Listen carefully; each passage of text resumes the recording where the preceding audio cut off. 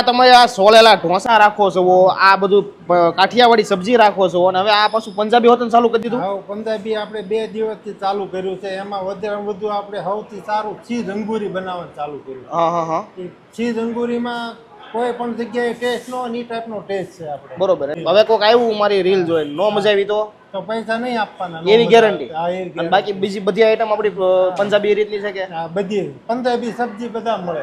બરોબર.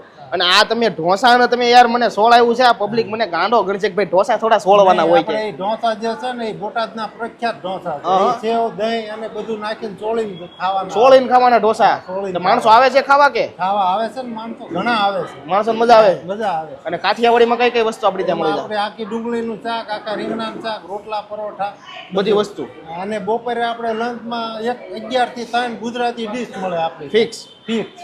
તો હા મારા મિત્રો, ડભોલી 4 રસ્તા પર આવેલ શ્રી કાઠિયાવાડી રેસ્ટોરન્ટમાં તમને મળી જવાના છે બોટાદના સ્પેશિયલ સેવવાળા ઢોસા, અને સાથે કાઠિયાવાડી તો છે જ, પણ હવે તો પંજાબી સબ્જી પણ તમને અહીંયા મળવાની છે. એમાં આમની જે ચીઝ અંગૂરી છે એ તો જોરદાર છે. તો ભાઈ પરિવાર અને મિત્રો મંડળ સાથે પહોંચી જાજો શ્રી કાઠિયાવાડી રેસ્ટોરન્ટમાં.